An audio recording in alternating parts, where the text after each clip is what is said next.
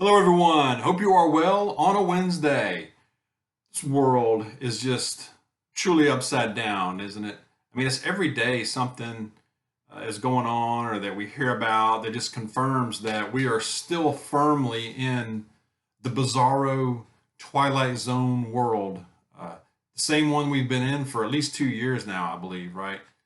I want to ask a question and put your answer in the comments. I want to know, what is the one thing you do to deal with, to cope with this bizarro world, that this strange existence that we've been in for the last 2 years?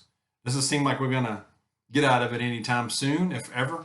So, what do you do to stay grounded? What is the one thing you do to stay grounded, to maybe relieve the stress of it, or a slice of normal? Share that. Maybe it'll help somebody else think of something that they haven't thought about. I would appreciate it.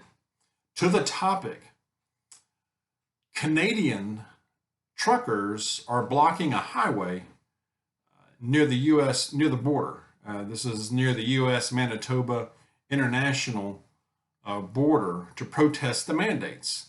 Now, I saw this story when I just did a search for it. I saw a story 8 hours ago. I haven't seen a update since to know what's going on. On that update, it just said that it is causing delays on both sides, entering and leaving. Uh, you know, both the United States into Canada. So the cross-border mandate for truckers, and you may have heard about, in and out of Canada is now in effect.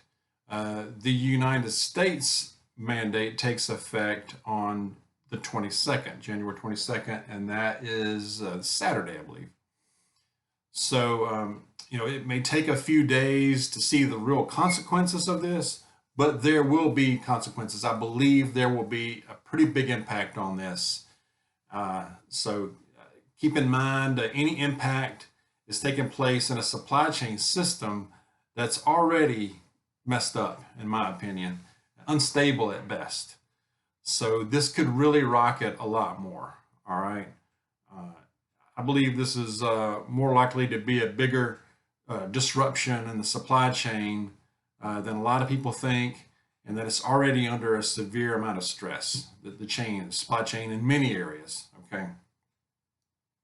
From what I'm reading, somewhere in the range of 16,000 to 40,000 daily truckloads are likely to be impacted. I mean, think about that. I mean, every minute, how many times a truck comes in and out uh, both ways, crossing the border. Uh, Canada, and United States are huge trading partners for all kinds of products, food to all kinds of consumer products across the board. So I believe this could be a much bigger impact than people believe.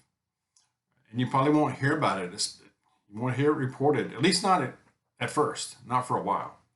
Look how long it took the mainstream media to start covering the grocery store shortages. Okay, they're finally to the party, but a little late.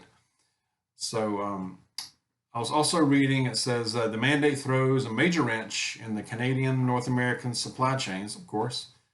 Grocers, food producers, auto parts industry, building materials are among the big sectors that are expected to be affected the most.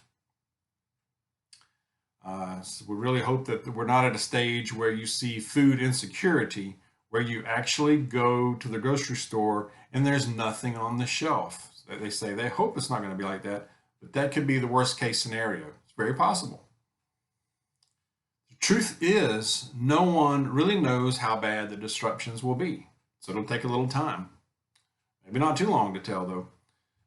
What we do know is that there will be disruption, and that there is no infrastructure for a level of rig switching at the border crossing region that could accommodate changing rigs, drop-offs, and or pickups of driver transfers on a scale that is being discussed.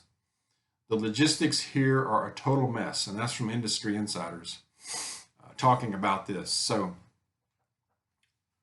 what do we need to do?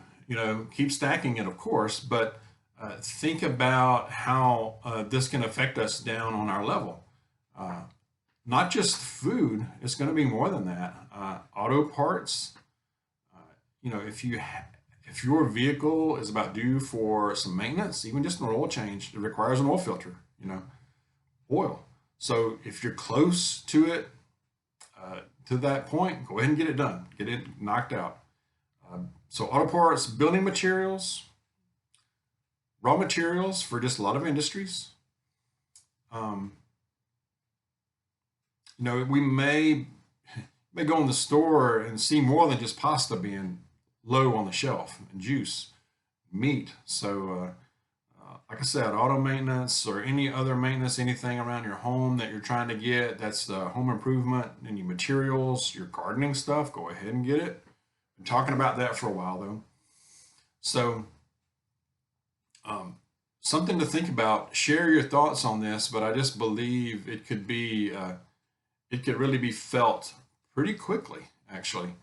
And we'll see what happens as a result of this. How widespread it is, and the ramifications of it.